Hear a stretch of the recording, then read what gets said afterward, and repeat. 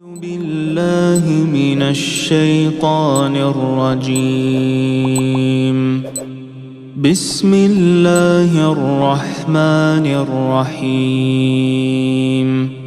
إذا وقعت الواقعة ليس لوقعتها كاذبة خافضة رافعة إذا رجت الأرض رجا وبست الجبال بسا فكانت هباء منبثا وكنتم أزواجا ثلاثة فأصحاب الميمنة ما أصحاب الميمنة وأصحاب المشأمة ما أصحاب المشأمة والسابقون السابقون أولئك المقربون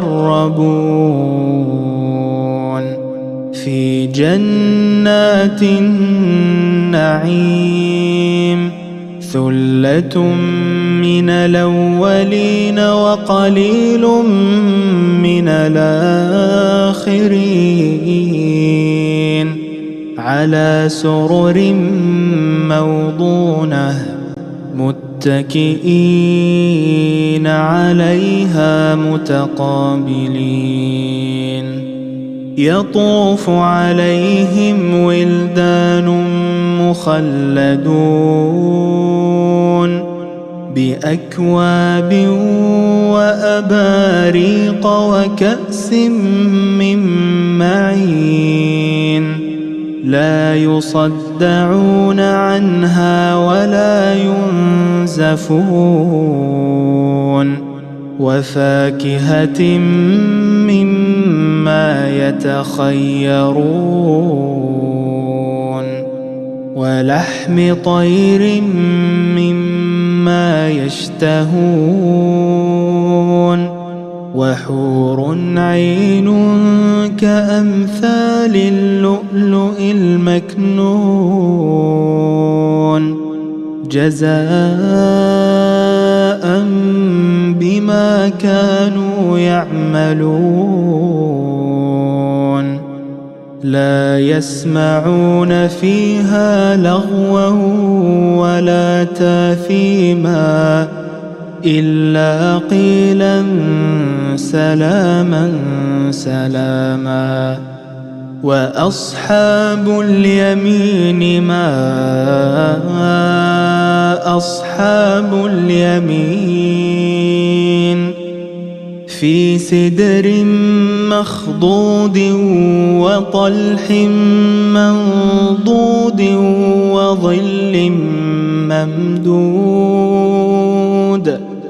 وظل ممدود وماء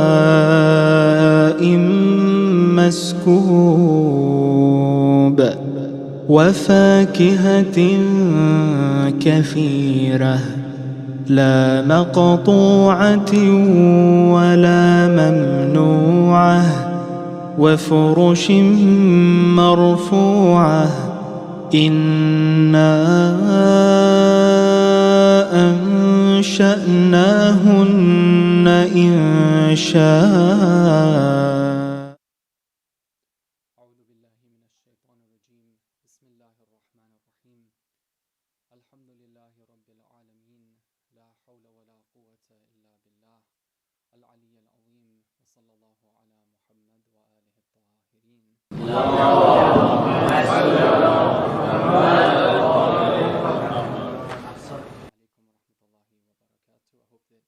All of you are doing well, alhamdulillah.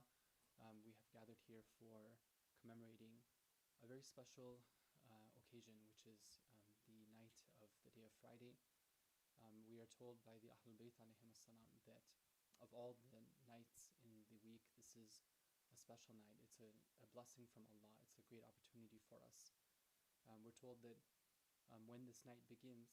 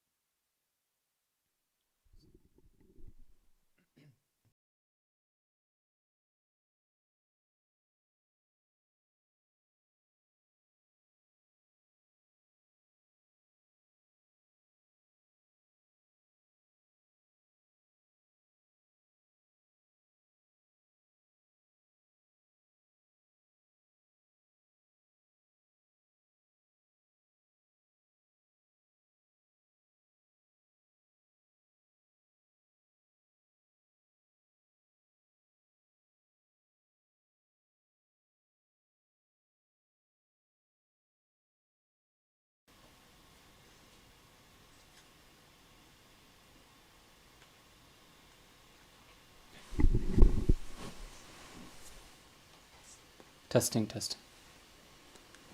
Testing.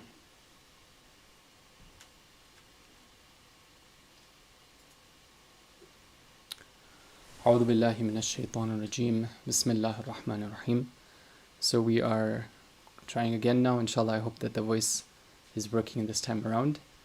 If I can get some feedback on the chat, inshallah, let's see. Yeah, alhamdulillah. Okay. We're blessed to once again come together to be able to remember Allah Ta'ala on this special night, which is the night of Friday. It's a blessing to be able to commemorate this special occasion of the night of Friday. In Hadith, we're told that Allah Ta'ala, from the beginning of the night until the morning time of Friday, He calls out to all of His creation that who amongst you, is there anyone amongst you who will call upon me and ask me for their requests of this world or the hereafter so that I may respond to them. And so that's what we're trying to do here. We're trying to take advantage of this blessing by remembering Allah, by reading from His book, by meeting together the best that we can as people of faith, by inshallah reciting dua together as well. So we have the same type of program that we've been having in the previous Thursday evenings, Thursday night lives. We're going to start out with a little bit of inspiration from the Qur'an, like a Qur'an study. And after that, we are going to be having the dua recitation, followed by Masaib.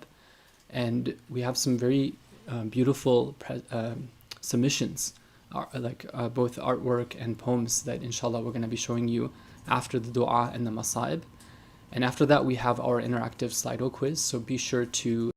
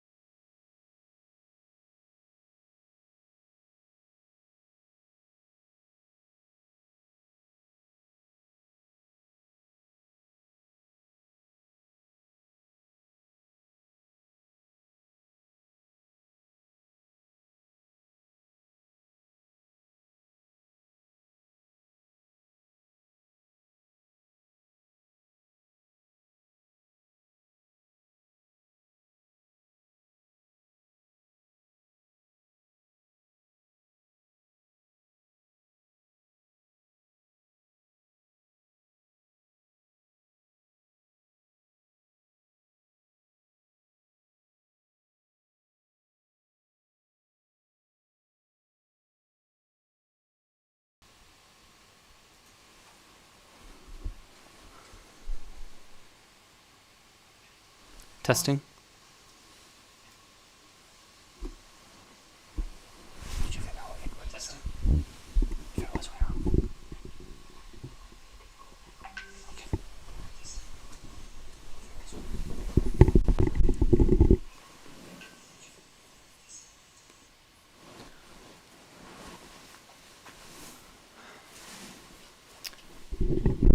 Okay, let's recite salawat, please. Allahumma salli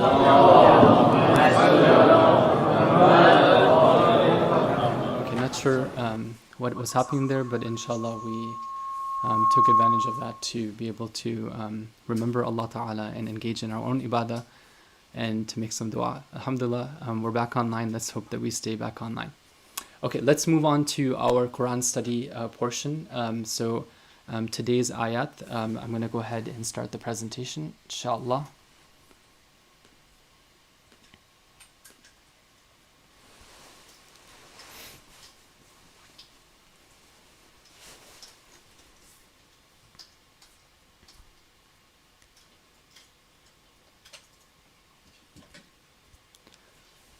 Okay, so once again, we are trying to benefit from verses of the Quran which teach us about how we can live our lives in a more tawheedi way and how we can view the world around us.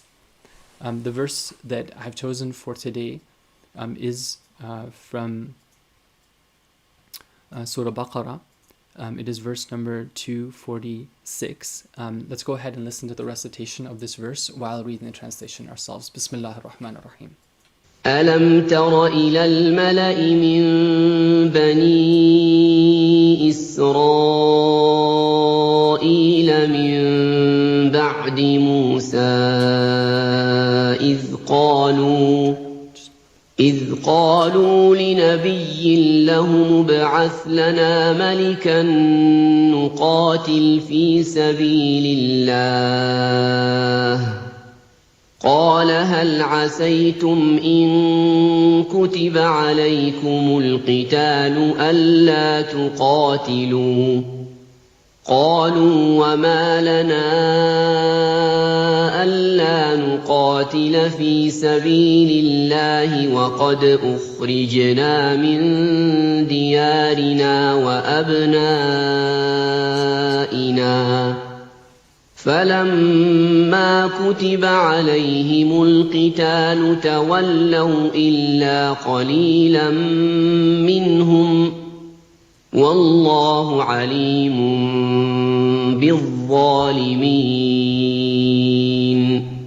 Sadaqallahu al-Ali al-Azim. Have you not regarded the elite of the Bani Israel after Musa alayhi salam? So this story is about the Bani Israel after the time of Nabi Musa alayhi salam.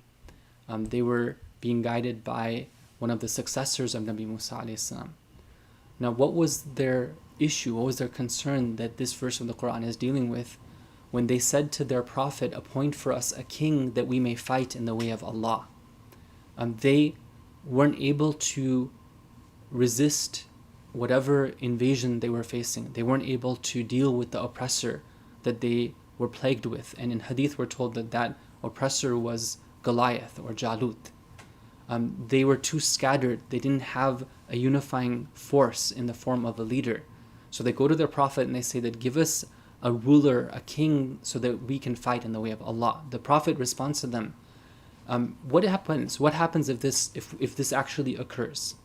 May it not be that you will not fight if fighting were prescribed for you? Meaning that if Allah were to give you a leader and that leader would tell you that you need to now fight against the tyrant, what if you just say that we're not going to do it? They said, no, why should we not fight in the way of Allah? Of course, we have an incredible motivation to do so. When we have been expelled from our homes and separated from our children, it's clear from the context that they had been kicked out of their hometowns. Not only that, they were separated from their children and their family. According to the Mufassirin, the children, like these people's children, had been taken prisoners and slaves by that oppressive tyrant, by Goliath. When we have been expelled from our homes, so they're not able to even come back to their hometown, and then they're separated from their own children. So when fighting was prescribed for them, they turned back, except a few of them, and Allah knows well the wrongdoers.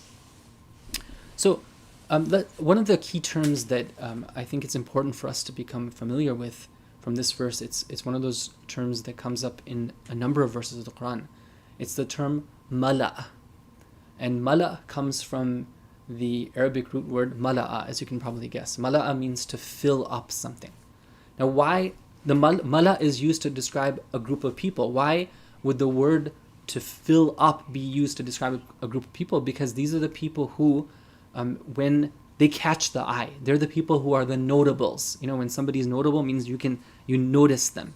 They're the people who catch people's eyes and fill their hearts. In every society, there's a certain class that is considered like the notables. They're the people who make the news. They're the people whose words are given weight. They're the people who typically are the movers and the shakers. So the definition we're giving here is that these are the noble and wealthy of a nation who fill the eyes and hearts of others. In the Quran, there are a number of verses that talk about the characteristics of the mala. Just because somebody is one of the mala doesn't necessarily mean that they are evil. However, in many cases, the mala are the people who stand against the prophets. Not only that, they're the ones who give the tyrant of the time that support that he needs in order to continue his oppression. Fir'aun had his mala, Nimrud had his mala. When the queen of Sheba was a polytheist worshipping the sun, she also had her mala, and other groups as well. Now, another thing that they tend to do is they tend to be the mustakbirin. They tend to be those who consider themselves as better than others, elite, more superior to others, and they trample their rights.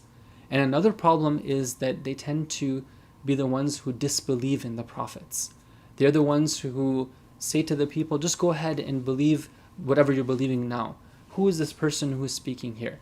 And other sorts of things that we see in the Quran.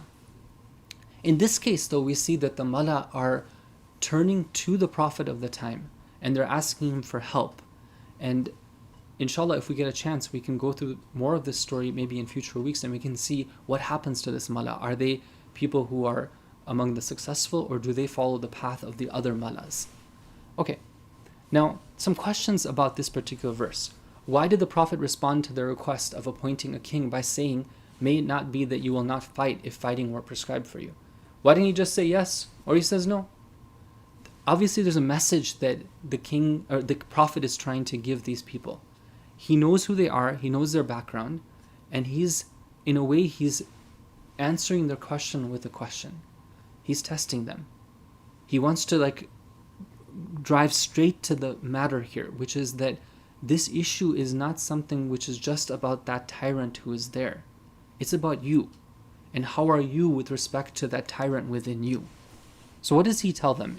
He tells them that what happens if things go the way you want, and then you actually are called into battle against this tyrant? Are you going to run away? He knows that their nature is that they're likely to disobey. There are people who make a lot of noise. They are the ones who complain very loudly, but when it comes to actually sacrifice, when it comes to putting into action what they're talking about, these are the people who are likely to fail. He also wants to teach them something. He wants to teach them that the appointment of the leader is not up to him independently. It's something that is from God. God is the one who is supposed to appoint divine leadership, appoint leadership. Leadership is in the hands of God. It's not in the hands of the people. So he wants to teach them that fighting the oppressor is going to be something that is up to Allah, meaning Allah is the one who's going to prescribe that for them. It's not up to him either. What were the root causes of why these people wanted to fight? This is very important. They say that it's because of the love of our home and our family. We want things to go back to the way they were. That's why they want to take up their arms. That's why they're going to the Prophet. They also say that we want to fight in the way of Allah, but the root cause is really that they want things to go back to the way they were before. They were enjoying life. They want their home back. They want to have that attachment, and they want to be able to enjoy their families. Now, one more question. Are these causes good enough to achieve true victory? That if somebody is fighting just for that reason? Well, if they were, then why would the Prophet challenge them? Why would he tell them that, look at what happens now if, push comes to shove, if you actually get into the battle, are you going to really be there? There must be something else that the Prophet wants them to do. He wants to make them strive for higher aspiration. He knows that this type of motivation isn't enough to achieve success. If somebody really wants to achieve success, they have to set their aims higher than just that. They have to connect their resistance to God. So, in terms of points of reflection, I have a couple of points for us this evening. First of all, what was positive about the elite people described in this verse? What was negative? These people aren't being described as enemies of the Prophet. If they were, then they wouldn't have gone to him and asked him for help. They understand the need for leadership. They understand that the Prophet either has to be that leader or who has to appoint that leader for them. They want to fight in the way of Allah. They also, if it was something that was bad for them to want to defend their hometown, if it was something that was bad, and if it was something bad to fight the oppressor, then the Prophet would have told them. He would have told them that, he would have told them that, he would have told these people that, this type of thing that you want to do, this struggle for freedom, this struggle against the oppressor, you should just scratch that idea. So we know that this type of thing is good. However, the Prophet is encouraging them to think about their motivation. Why? Because he knows that if somebody is fighting and struggling and their goal is something limited, their struggle is going to be limited as well. They're only going to make it halfway there. Some situation is going to be created where they're going to give up. So he's trying to encourage them, and at least those amongst them who are thinkers, to set their heights at a higher level, to set their aspirations higher. So how can we learn from these stories about how to help movements for justice achieve true success? Right now in many parts of the world, especially in America, there are people who are speaking out for justice. They want things to change, and that's something which is very admirable. But this type of struggle for justice is not just about identifying the oppressor on the outside, but it's about identifying the weaknesses that we have within ourselves and trying to elevate ourselves, trying to strive for higher ideals. If truly a movement is going to be successful, it has to be all-encompassing. It can't just be short-sighted and just talk about race, although race, of course, is a very important thing. All types of oppression, including the oppression against ourselves, including the oppression against God when somebody erases God from their lives, including the great injustice of not appreciating the blessings of God, including the oppression of not being on the path of Tawheed. These are also things that need to be identified in order for true success to be achieved. So those are some points of reflection. Inshallah, if we get a chance in some of the upcoming weeks, maybe we can continue with the story and learn more about these mala and what happened to them, and how some of them were guided and some of them were misguided, and how Allah Ta'ala does answer their request, but He does so in a way that's unexpected, very different than the way they wanted. And in that, there's a lot of lessons for us as well.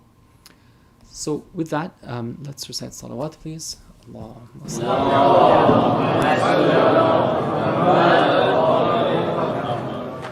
Okay, and now we're going to inshallah turn to dua kumil. Tonight we are going to recite, inshallah, roughly speaking, the last third of the dua. In the previous 2 weeks we got the chance to recite the first third and the second third.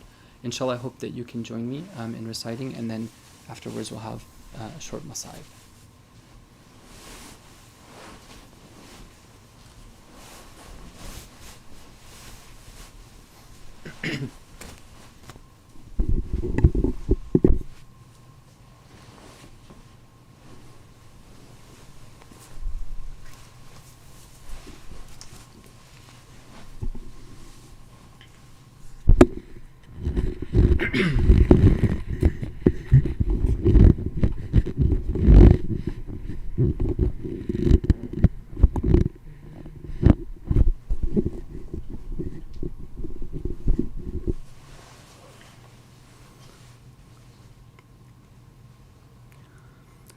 أعوذ بالله من الشيطان الرجيم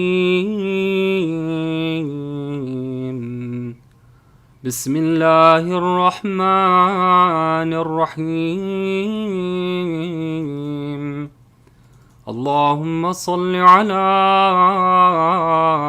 محمد وآل محمد فباليقين يقطع لولا ما حكمت به من تعذيب جاحديك وقضيت به من إخلاد معانديك لجعلت النار كلها بردا وسلاما وما كان لأحد فيها مقرا ولا مقاما لكنك تقدست أسماؤك أقسمت أن تملأها من الكافرين من الجنة والناس أجمعين وأن تخلد فيها المعاندين وأن تجل ثناؤك قلت مبتدئا وتطولت بالإنعام متكرما أفمن كان مؤمنا كمن كان فاسقا لا يستوون إلهي وسيدي فأسألك بالقدرة التي قدرتها وبالقضية التي حتمتها وحكمتها وغلبت من عليه أجريتها أن تهب لي في هذه الليلة وفي هذه الساعة كل جرم أجرمته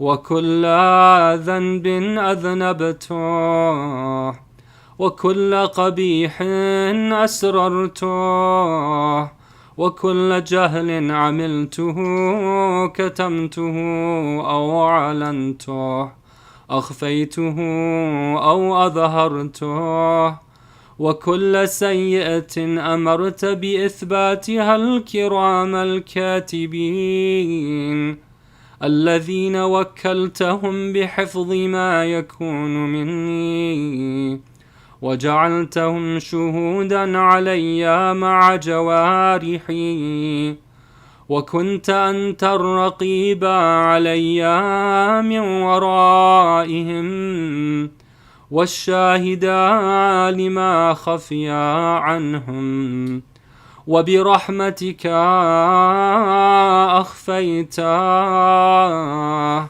وبفضلك سترته وأن توفر حظي من كل خير أنزلته أو إحسان فضلته أو بر نشرته أو رزق بسطته أو ذنب تغفره أو خطأ تستره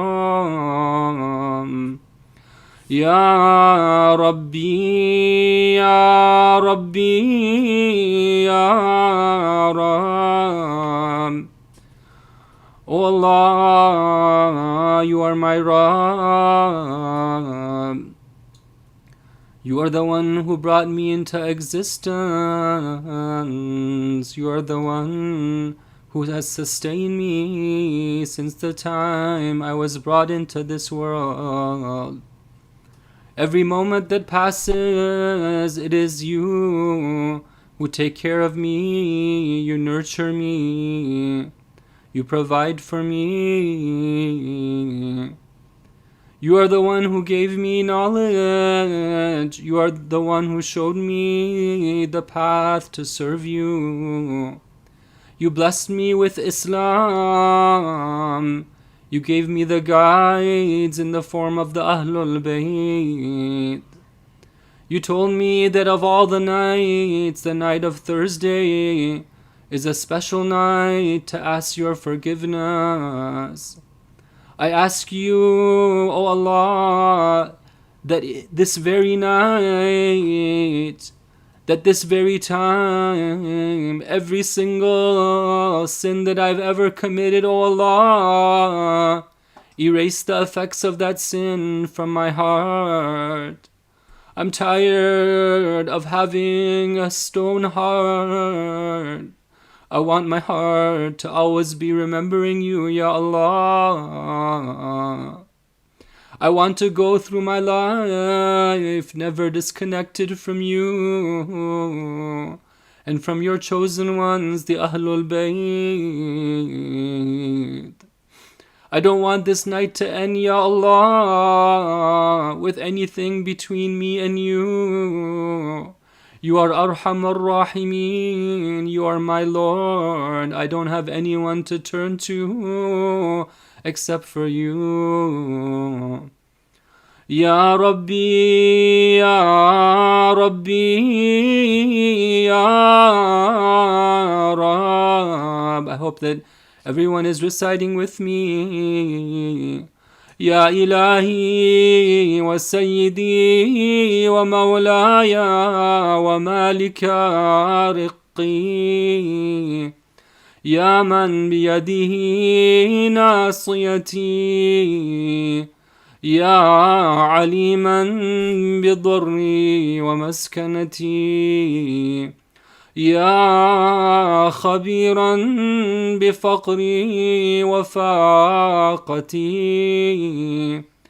يا ربي يا ربي يا رب، أسألك بحقك وقدسك وأعظم صفاتك وأسمائك أن تجعل أوقاتي من الليل والنهار بذكرك معمورة وبخدمتك موصولة وأعمالي عندك مقبولة حتى تكون أعمالي وأورادي كلها وردا واحدا وحالي في خدمتك سرمدا.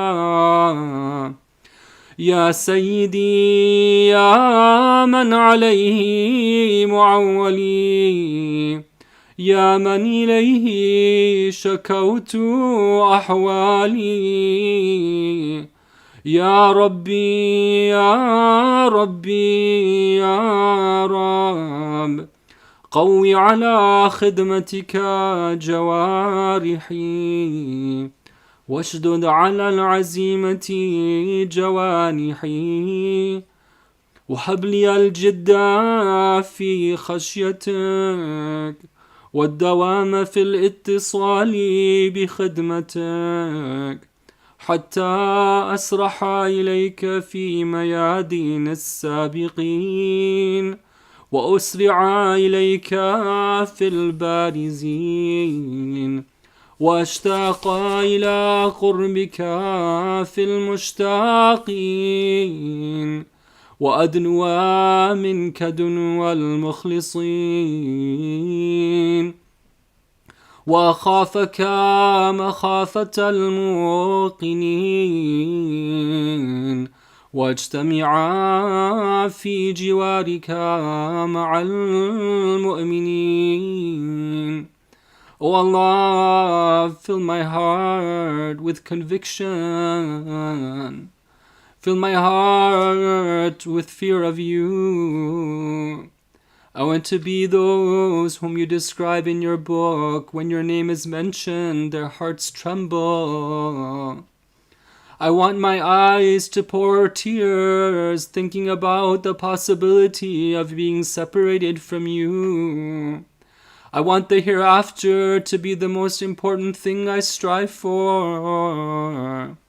I want the dunya to be insignificant in my eyes in relation to the hereafter.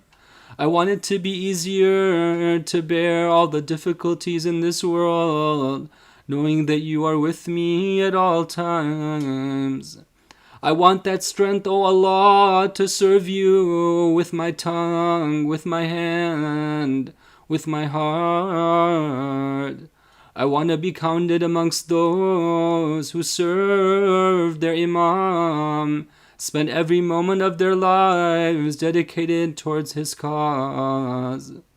Allahumma wa man aradani bisu'in fa'arid, wa man kadani fakid, واجعلني من أحسن عبيدك نصيبا عندك وأقربهم منزلة منك وأخصهم زلفة لديك، فإنه لا ينال ذلك إلا بفضلك، وجد لي بجودك، واعطف علي بمجدك، واحفظني برحمتك، واجعل لساني بذكرك لهجا، وقلبي بحبك متيما، ومن علي بحسن إجابتك، وأقلني عثرتي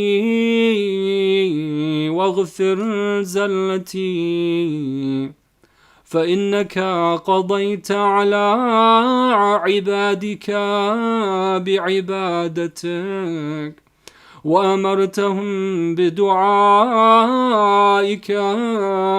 وضمنت لهم الإجابة. فإليك يا ربي نصبت وجهي، وإليك يا ربي نصبت وجهي، وإليك يا ربي مددت يدي، فبعزتك استجب لي دعائي، وبلغني مناي، ولا تقطع من فضلك رجائي، واكفني شر الجن والإنس من أعدائي، يا سريع الرضا اغفر لمن لا يملك إلا الدعاء،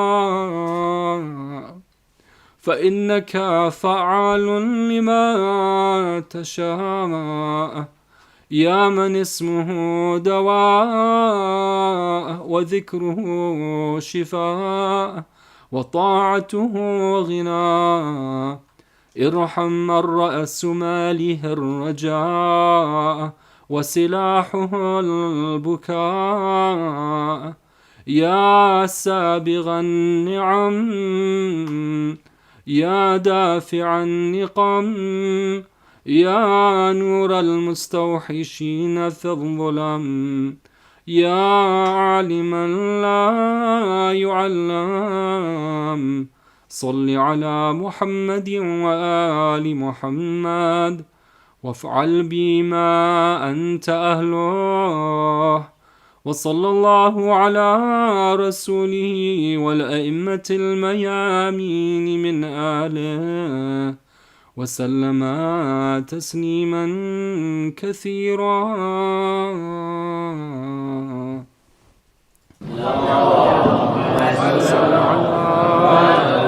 محمد وآل محمد. It's Thursday night. Let's remember the Imam of our time, asking Allah for his reappearance. Allahumma kun liwaliyak al-Hujjat ibn al-Hasan صلواتك عليه وعلى آبائه في هذه الساعة وفي كل ساعة وليا وحافظا وقائدا وناصرا ودليلا وعينا حتى تسكنه أرضك طوعا وتمتعه فيها طويلا. It's the special night of ziyarah of Abu Abdullah al-Hussein.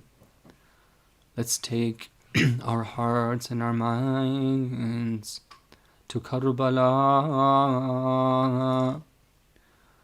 Let's take our hearts and present them to Abu Abdullah al-Hussein. Maybe this ziyarah of ours will be the most precious thing that we can offer in the form of our deeds for the entire week. Sallallahu alayka ya Aba Abdullah. Sallallahu alayka ya ibn Rasulillah. Sallallahu alayka ya ibn Ali al-Murtada. Sallallahu alayka ya ibn Fatimah az-Zahra. Peace and blessings be upon you, O our beloved Imam, the one who is the ark of salvation, Safinatun Najah, the lantern of guidance, Misbahul Huda. Peace and blessings be upon you and upon your martyred body that lay on the plains of Karbala for 3 days and nights. Peace and blessings be upon you, O Imam Hussein, who gave everything that Allah had given him in the way of Allah, for the sake of Allah. There have been those who have said that we shall fight, that we shall struggle, until our own situation is improved. We can go back to our families and live a normal life. But there have been those like Imam Hussein and his companions who said that we will struggle in the way of Allah in order to attain His pleasure, even if it means that we have to give up everything we have, even our own children. Peace and blessings of Allah be upon Ali ibn al-Hussein al-Akbar.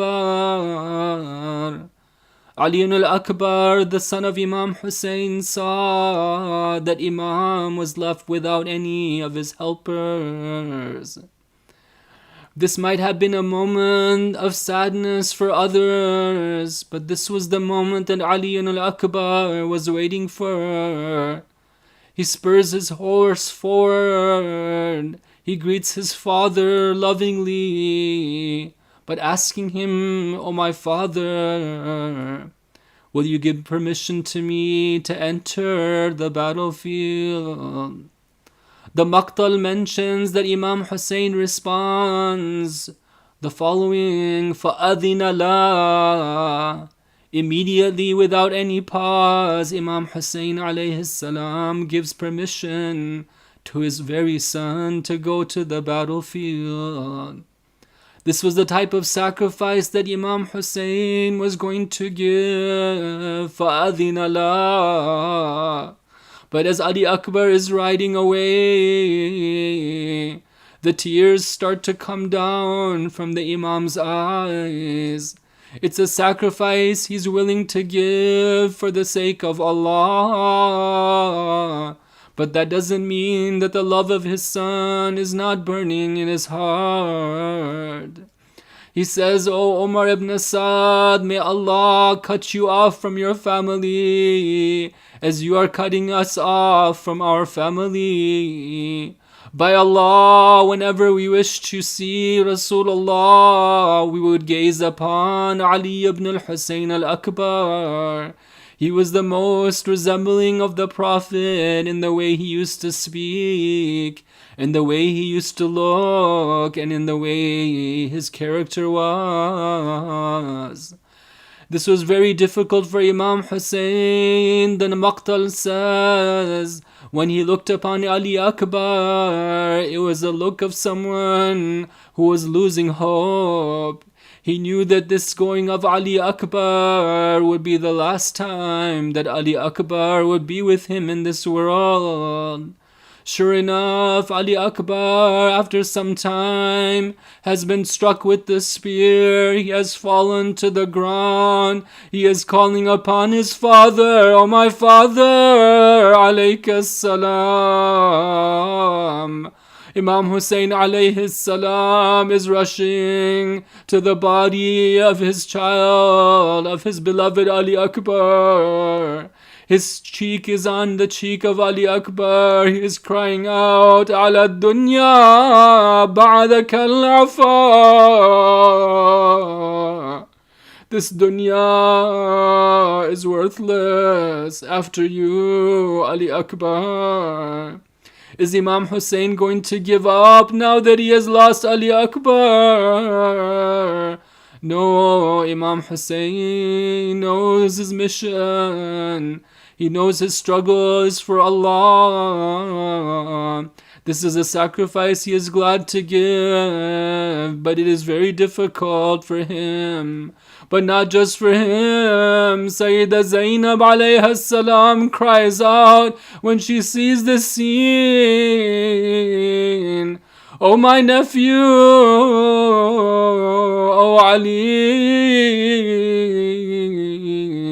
until Imam Hussein alayhi salam has to come himself and take Zainab back to the tent.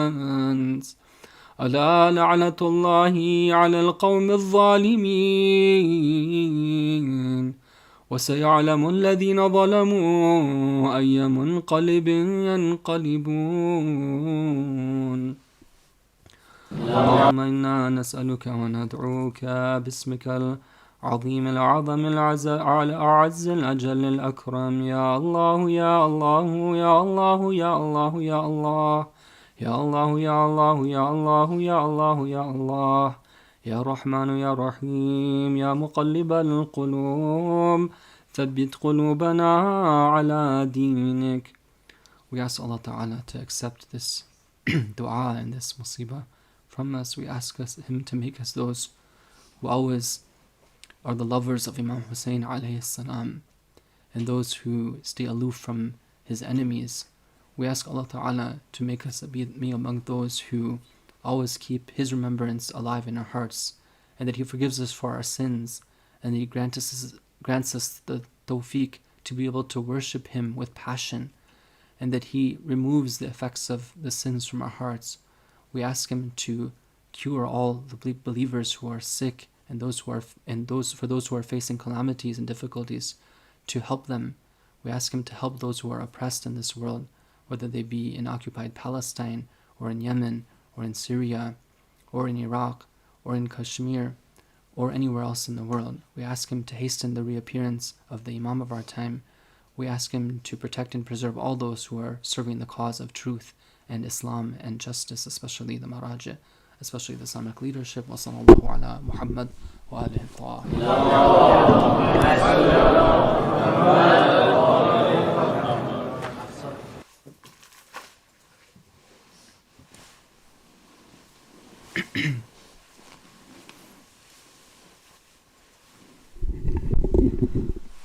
تقبل الله أعمالكم. May Allah Ta'ala accept your du'as. Alhamdulillah that we were able to do the program even though we started a bit late.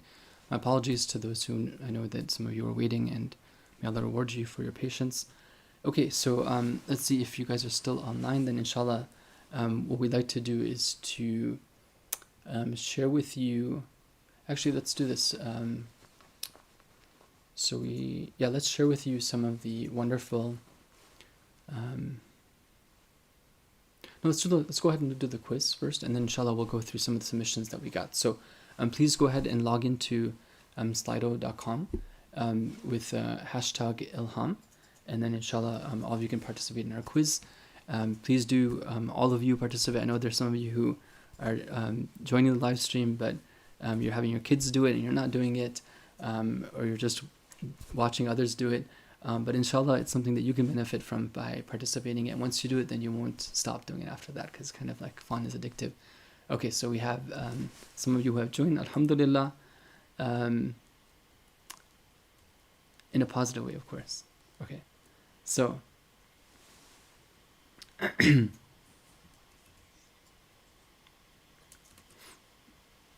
see.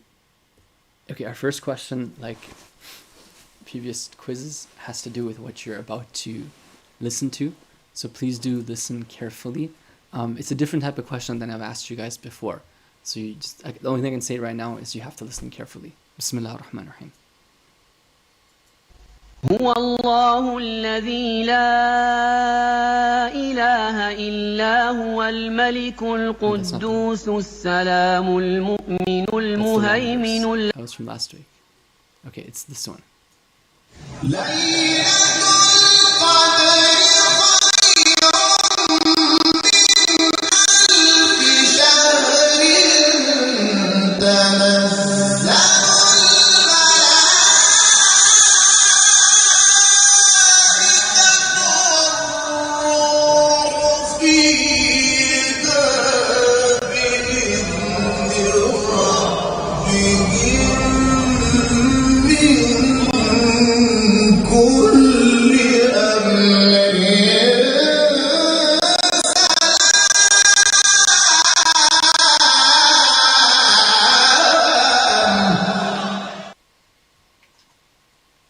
Okay, it's a bit difficult, so just listen to it one more time, but listen carefully. Bismillah.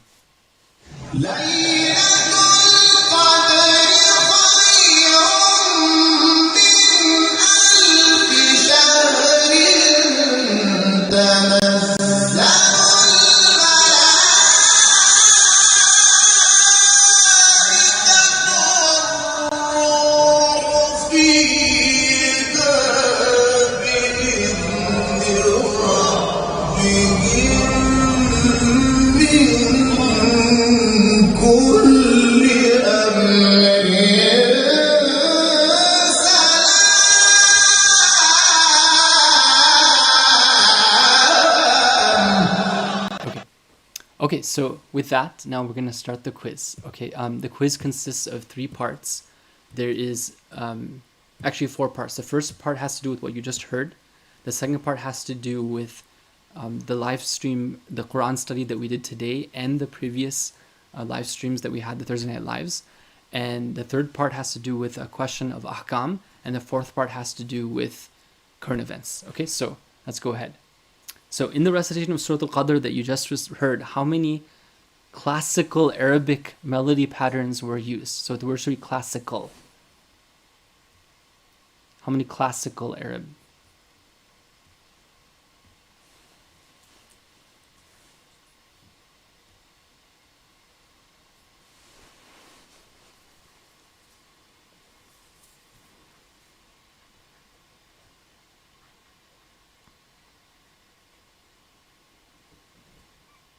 Okay, so most of you said 3, and actually the correct answer is 2. Okay, and so apparently, like, one of them is called Bayat and the other one is called Hijaz. And if you listen to the way you recited, like the first part, it was like kind of like in a minor tone, and he was like kind of going like high, high, high, and then towards the end he settled into like more of like a major tone, and it was like more calm. So those are the 2 different. The second one was the Bayat, and the first one was the Hijaz. Okay, so that's a little bit of example of like the way that the recitation is done in a melodious way. Okay, the next question is, the mala are which of the following? That's from today.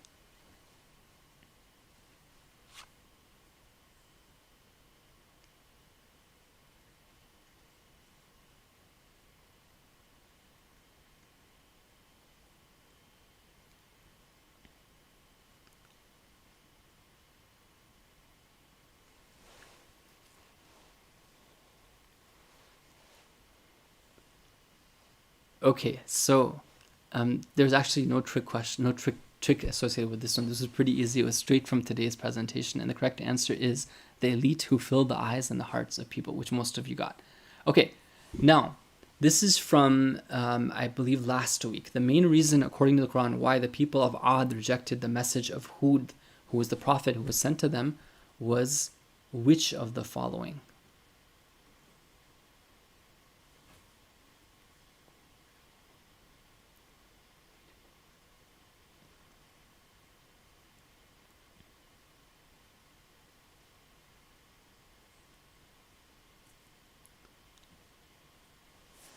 Okay, great. So most of you said that it was unchecked passion and anger dominance. That's exactly right. The Quran said that they were just keen on like building those buildings where they would just play around in them, and they were hungry for that, and as if they were going to live there forever. And then they وَإِذَا بَطَشْتُمْ بَطَشْتُمْ جَبَّارِينَ. They wanted to just like, they were very like intoxicated with the idea of overpowering others. Okay, next question is from like not last week but the week before that. That Thursday Night Live. The brothers of Nabi Yusuf thought that their father was wrong. They said that our father is indeed in clear error. Why did they say that? What was the reason according to the Quran?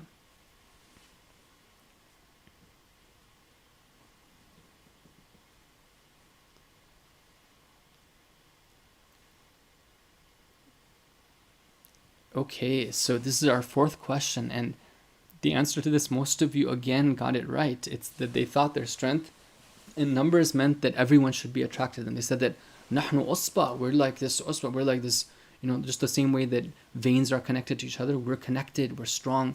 That means that our father should love us more. So after 4, so we're halfway through our quiz today. After 4 questions, our leader, we have Ayman, who is leading the pack at 4 out of 4. Good job, Ayman. And we have the Ali Bai family also right behind her. Good job, Ali Bai family. And Masam's back in the running now. It's been some time since we saw him, and we have others as well right behind Masam. So great job, everyone. Actually, a lot of people are at 3 out of 4. Man, these questions are a little bit too easy. I gotta work harder next time. Okay, so question number 5. Now we're moving on to the ahkam. So I think we're gonna go all the way straight now until the end, and then we'll see the leaderboard at the end. Okay. So when slaughtering an animal in order to make it halal according to the Islamic law, which of the following is true?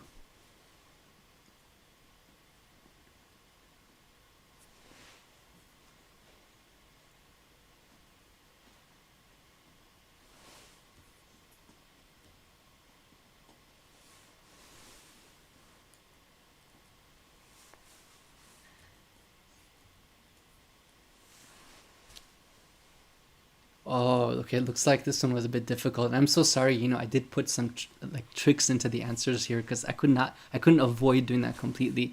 So the correct answer here is actually the animal's front should be facing Qibla, which only 11% of you chose. So what about the person slaughtering the animal has to face Qibla? That's ihtiyat mustahab according to the marjas. Some of the marjas at least, but it's not required.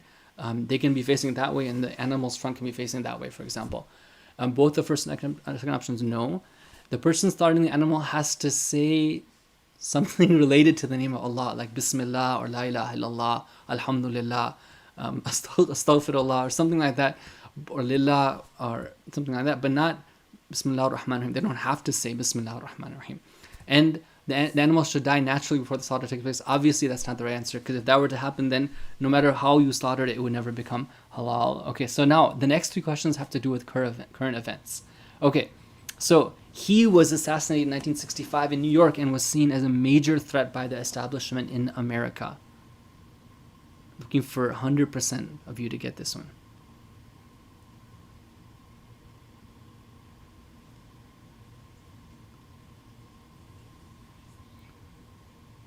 Okay, so this one was,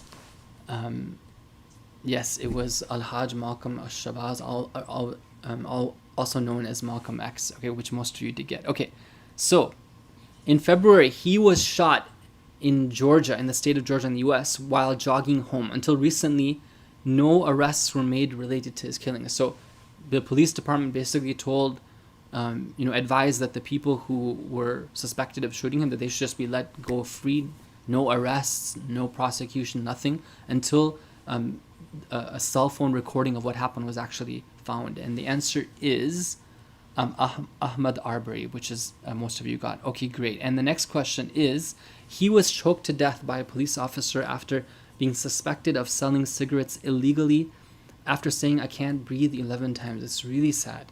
The officer who killed him was fired after more than 5 years, meaning it took him 5 years to get fired from the police force after it was clear that he did this. Okay, who was it? All right, it was... The correct answer was Eric Gardner. Now, what happened to George Floyd was similar, and he also was saying that he couldn't breathe, and he was also like choked to death, but it was something that was more recent, and it just goes to show that this happened like in 2014. It just goes to show that this is a recurring, pattern of police violence, and of course there's deeper issues that cause these things to happen. So after 8 questions for our quiz today, which is the most that we've had in recent times, let's look at our leaderboard. We do have, so we have Ali Bai family and Ayman, they switched places, and we have Faisal with number 3, and we have Masaib at number 4, and Hania at number 5, and we have both Ana and Sami Naqvi also got 6 out of 8 points, but at the end of the day, that doesn't really matter. What matters is that inshallah we had an opportunity to grow closer to the Quran, learn something more about our deen, and also become more aware of the affairs that are going on in this world in a way which is positive, inshallah. Okay, now we are drawing close to the end of our program, but we have a very important part still left, which is that we are going to show you some of the amazing submissions that were sent in this week. I was super impressed, I have to say, from now. Every week I'm impressed, and every week I think that maybe nobody's going to actually submit anything. Sometimes I just feel I'm just talking to like a microphone and a computer, which I am actually. So it feels like I'm not talking to anybody live sometimes. But alhamdulillah, usually somebody does submit something, and today we had 4 submissions, and all of them are just like spectacular. So the first one I want to show you is from Sakina Hasnain from Caledon, Ontario. Take a look at this incredible drawing that she did here. Wow, like it's just very, very powerful message here of the entire earth complaining to its creator, saying that I can't breathe.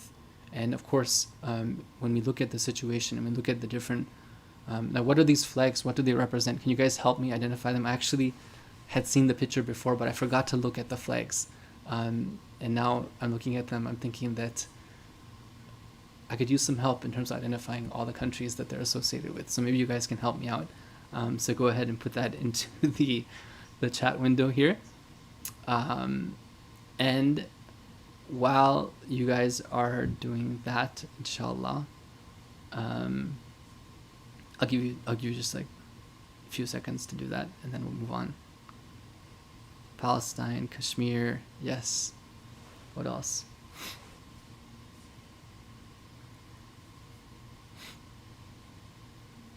Iraq, Bahrain.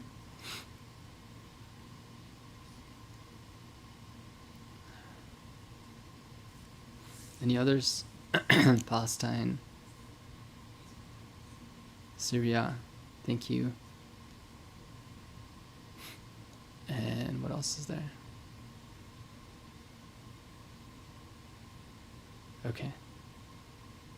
Okay, great. So thank you so much, Sakina, for yours. So we have Nigeria as well too. Excellent. And somebody says Hashir Singh is Somalia as well. What can I say? Okay, so now the next one I want to show you is from Hamza Hasnain, and he wrote a beautiful poem here titled Change the World. In the Prophet's time, people looked up to the rich. In the Prophet's time, non-Arabs were mistreated. In the Prophet's time, baby girls were killed. In the Prophet's time, people worshipped lifeless idols. In the Prophet's time, the wealthy cared only about money. In the Prophet's time, the poor were neglected.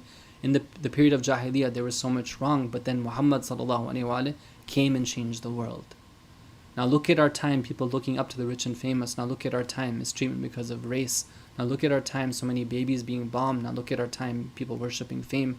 Now look at our time, the wealthy only care about money. Now look at our time, the oppressed being shot, a time of prejudice when right is seen as wrong. When will our Muhammad come and change the world? Al-Ajal, Al-Ajal, Ya Sahib al-Zaman, Al-Ajal, Al-Ajal, Ya Sahib al-Zaman, Al-Ajal, Al-Ajal, Ya Sahib al-Zaman. This is the deep thoughts of a 10-year-old. May Allah Ta'ala reward him for contributing them to our program this evening. Jazakallah, Hamza and Sakina. The next thing I would like to show you is from Hashir Jafri, who is in the 9th grade. He's a high school student, and he's also based in the Toronto area. And he drew this very beautiful, I think it's flipped, isn't it, from the original submission? But it might be flipped. No. Okay. Anyhow, maybe I'm wrong. Okay. But it is a picture. Yeah, that's the way it's supposed to be. Okay, so it is a picture of Shahid Qasim Soleimani, rahmatullahi alayh, and there's deep symbolism in this drawing. He didn't give an explanation here, so I don't want to misinterpret what it is that he was thinking. But I think that definitely thoughts come to my mind about maybe some of the things that Hashir had in mind when he's trying to draw this picture here, and maybe what he wanted us to think about. So inshallah, you can take a look at that. MashaAllah, and this is very talented. I mean, this is just, like I said, a great 9th student. And the final submission that I'd like to show you is from Sayyid Ali Jafari, or Ali Dibaj, who's from the area as well. And he actually drew this by hand. And he said when he submitted it that, you know, I guess this is one of his hobbies. He's an engineer actually, but he likes to also sketch portraits. So mashallah, he's very talented, and he wants us to remember the person here and try to guess who it is. I think this is pretty easy. I think all of you can identify who is it that's in this picture. Can anybody tell me?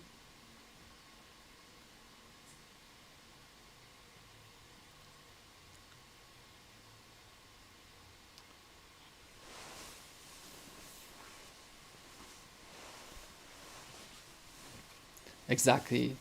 Sister Razia, Brother Sami, yes, it is Sheikh Ibrahim Az-Zakzaki, who is somebody who he's a leader of Muslims in Nigeria, and a very pious person, very committed, a wonderful personality, and he's been the subject of great oppression. He's given up an eye and given up sons in this path of struggle for truth and justice. And he's a peace-loving, he's somebody whose movement was peaceful.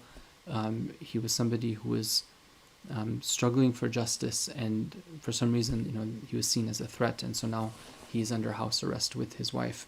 And we pray that Allah Ta'ala opens up the eyes of people so that they can see these injustices and they can struggle for them. Right now the world is speaking up. We hope that they speak up for Sheikh Ibrahim as well. Okay, in terms of, I know it's getting late here. I just had one question to pose for you guys, and this is an opportunity for me and the rest of us to hear from all of you. So you can offer your thoughts in the ideas section of the Slido. So and then you guys can upvote each other's ideas. So the thing I had in mind is this. Okay, I hope I can clearly state it. Right now we're living at times where there's a lot of ambiguity. I mean, there's a lot of things that we're uncertain about. And sometimes we have these questions and it's really hard to understand what the right answer is. It's very confusing. You have people saying different things and totally different opinions about the same things. So I was wondering, what question do you have that you'd really like an answer to about the world, about what's going on in the world right now? Like, what is it that's kind of like you really like, wow, there's so much confusion about this. I wish I had clarity about it. I hope I was able to convey that. I hope I'm making sense here. So if there is anything that you have along those lines, this sort of like just burning question, I'm not going to try to answer it. I just want to see if, because at least the first step towards getting clarity for something in this time of fitna, in this time of confusion and a lot of trial, is to at least state the question, like, what is it that we're confused about? So please go ahead and put your question into the ideas section, comments, responses section of Slido, and then inshallah we can see what you have to contribute. Okay, so Sister Razia says, what should our political involvement be in the West?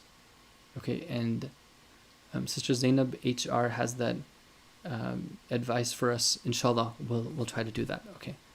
Okay, so somebody, anonymous, I would love it if you guys gave your names, but anyways, if you don't want to, that's fine.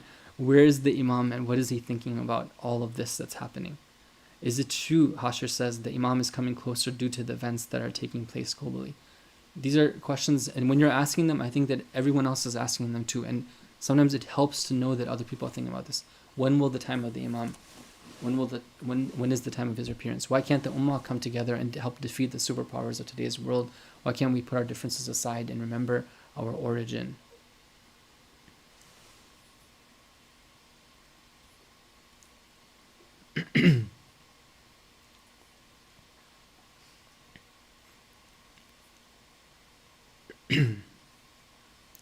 Anybody else? Or you can go ahead and vote on the ones that you see here.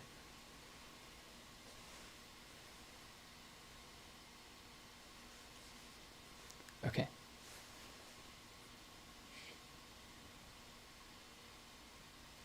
Okay, so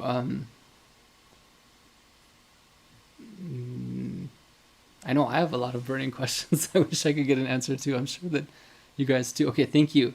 Thank you, brother or sister. How do we tackle... Wait, where did that go? How do we tackle the racism, whether overt or subtle, that takes place in the Shia community? Why does it look like everything is a domino effect? Exactly, these are the questions that I was looking for. What are some practical steps to take to remove asabiyah from within us? Why is there so much disunity present in the community and in Muslims? And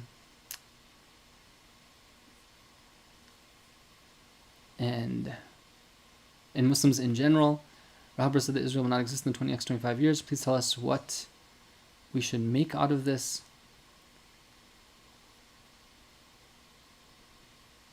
I really like being able to ask for questions but not have to provide the answer. It's something which relieves a lot of stress from me. Alhamdulillah. Okay, no, inshallah, these are really good ideas, and maybe sometime in some forum, somebody can take them up and try. How can we make the goals of our communities not dunya based? How can we help turn the narrative so that people seeking justice from a secular perspective can be attracted, not repelled by the divine point of view? Wow. I feel that it's quite difficult to distinguish between haqq and batil as the days go by. How can we ensure we are always able to support what is right? Muhammad Abbas is on a roll here. Thank you, Muhammad Abbas. Although I don't know if it's the same one. Kashaf, alaikum salam. How can we best prepare ourselves in this time while staying at home? Great question. And I really appreciate these questions. It seems the way 2020 started, the world hasn't settled since those events.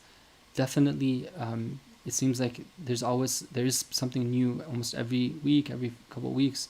What steps can the youth take to help fight racism and inshallah other forms of injustice as well? How are these events, thank you Sakina, connected in the grand scheme of things?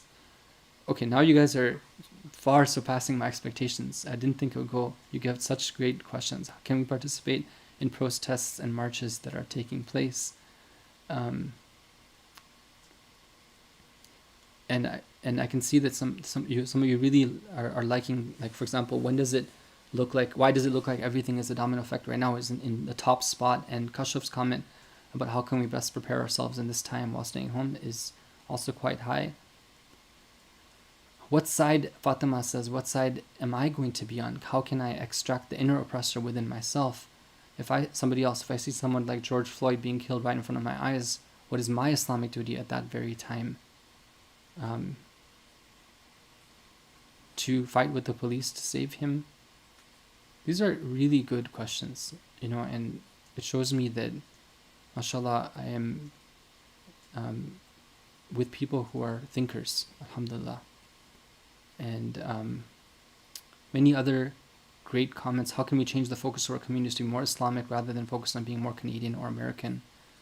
These are great ideas. Thank you so much to everyone for participating. Go ahead, please continue commenting. I just wanted to give a moment here, to pause for a moment here, to give the Ilham magazine team an opportunity to make an announcement. So please go ahead, Ilham magazine team.